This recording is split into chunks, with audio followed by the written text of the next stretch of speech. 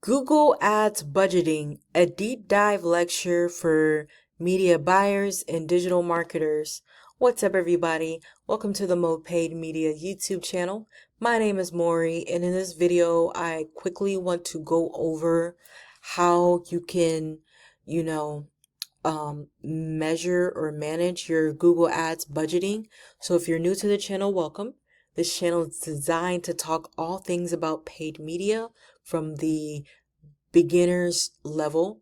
So if you are an aspiring digital marketer or paid media specialist, or if you own a local business and you are needing help with setting up your Google ads or just optimizing your Google ads, Facebook ads, whatever the case may be, as long as it's for paid search, then this is a good channel to start with.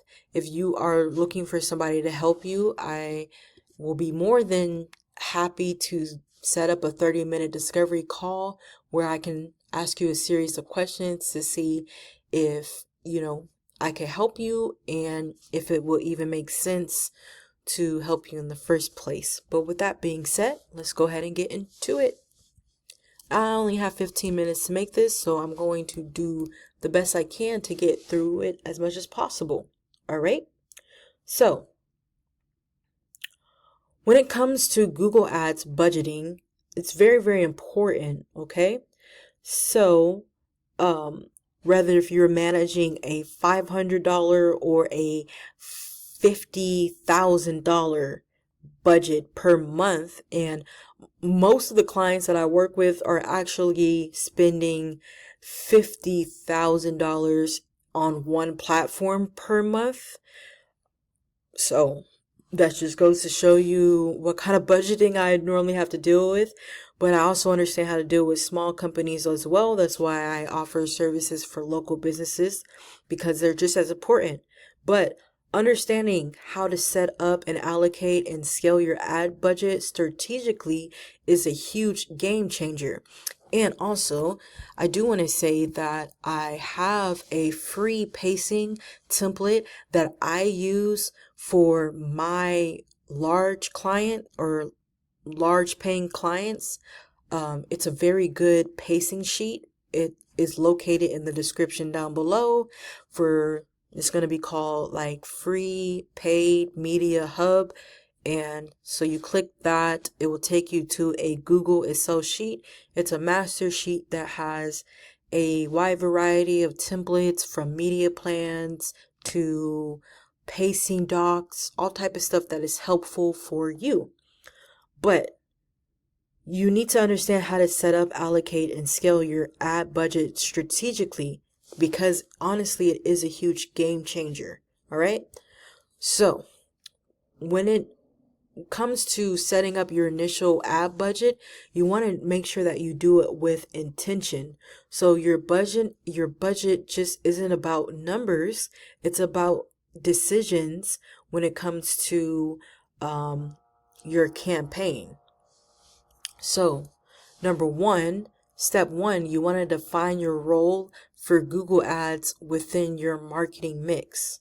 Okay, I've talked about marketing mix before. This is not the video to go into it, but you want to make sure that your goal does align with your marketing mix, because it's very important. So before you run numbers, you need to ask yourself, are you supplementing organic traffic or replacing it? Okay, very important question.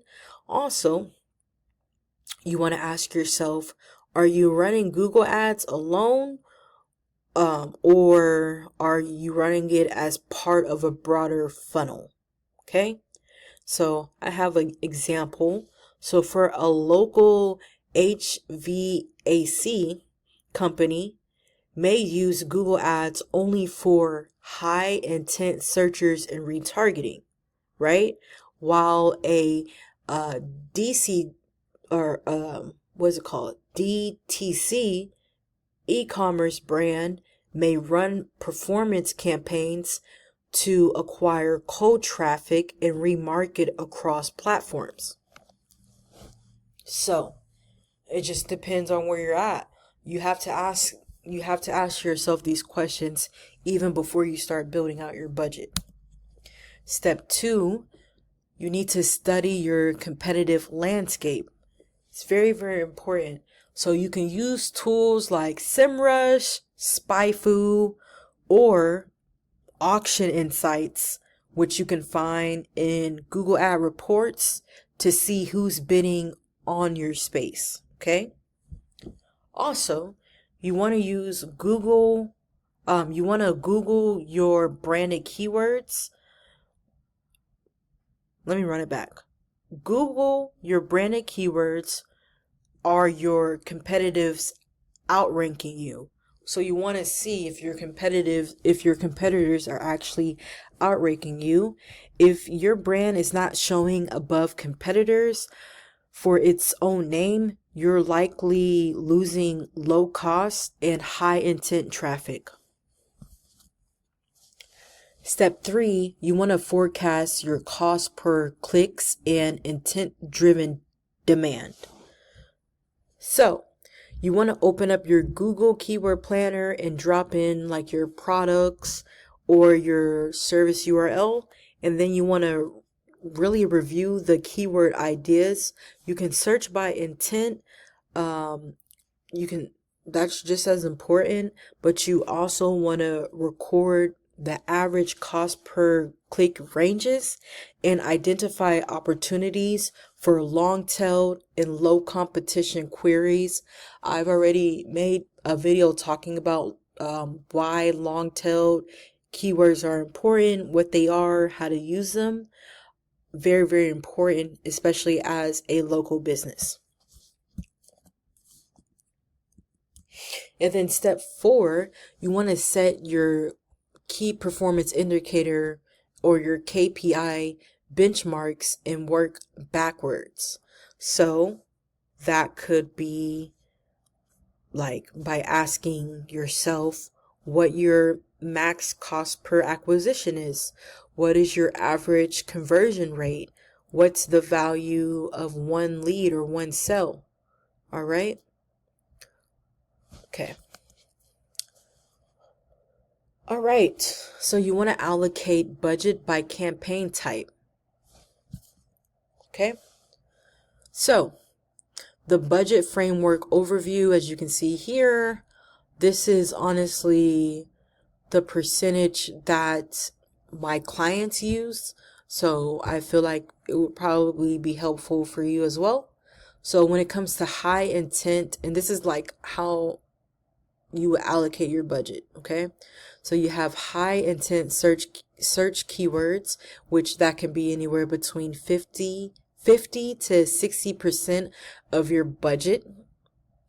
You can do branded keywords, which is normally 10 to 20%. Most of the time it's 20%.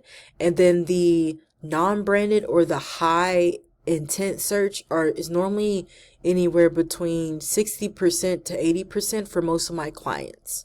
But again, it's different for every client, I would say. Anyways, the competitor campaigns should normally be 5 to 15%. The top of funnel keywords is normally 5 to 10%, and then your top performers should be from 10 to 20%.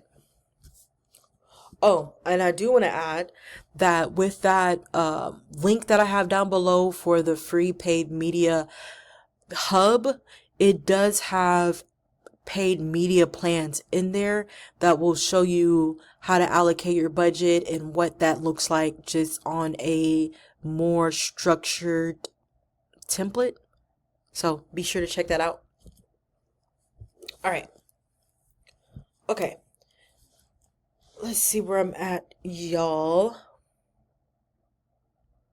Okay. So when it comes to high intent keywords, these users are normally ready to buy. So this is here where you focus on commercial keywords or just like high intent, like buy, book, quote, near me, free, shop, free shipping, discount, trial. Those are normally those high intent. Number 2, we have the branded keywords. Even if you rank organically, your competitors can buy your name. So you can protect your territory for pennies on the dollar. So for example, DraftKings lost my click to uh FanDuel or FanDuel just because they weren't bidding on their own name. So don't make that mistake. And that happens a lot more than what people realize. Like when I'm doing these audits, I can see who's bidding on what keywords. And there are so many times where these bigger companies will bid on these smaller companies' branded keywords and they don't even know. So the fact that they're bidding on these branded keywords, when somebody types in DraftKings, right?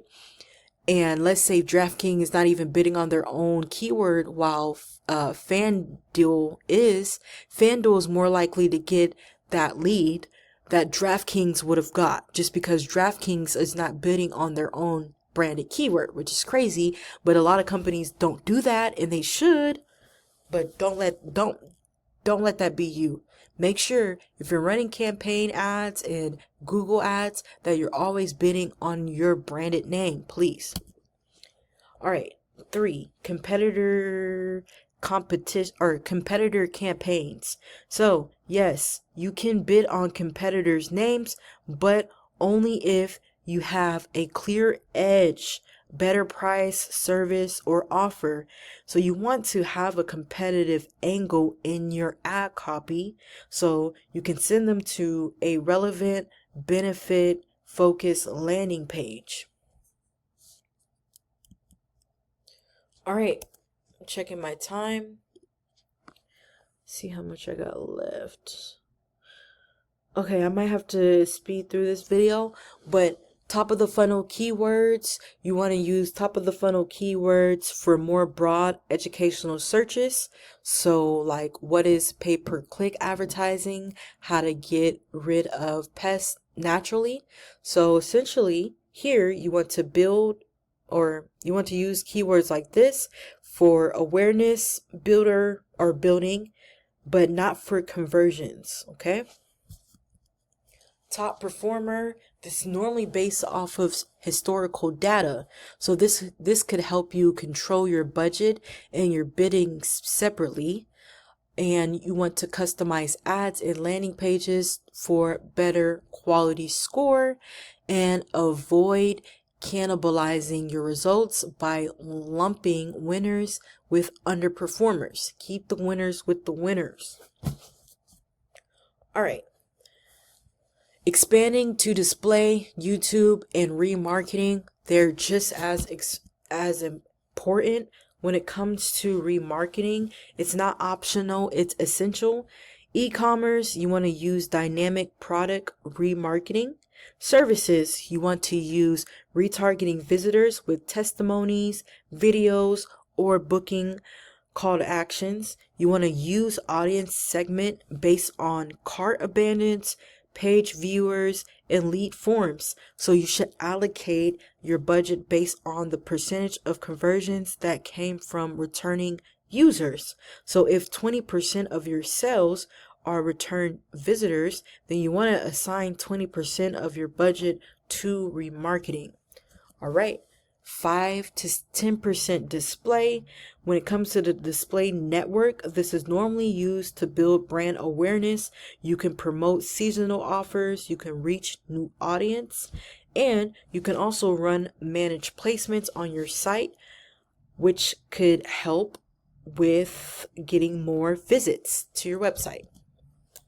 YouTube and Performance Max. YouTube and Performance Max really helps highlight, the user's attention. So especially with YouTube, you can do the why, how-to videos for education and testimonials. For Performance Max, you can have more of a creative when it comes to Google's trusted automation. So you can run strong creative assets, accurate conversion tracking. All right.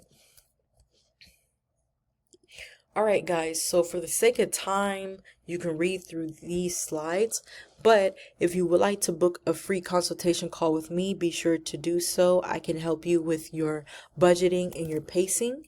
And with that being said, if you like content like this, make sure to like, comment, and subscribe. Peace.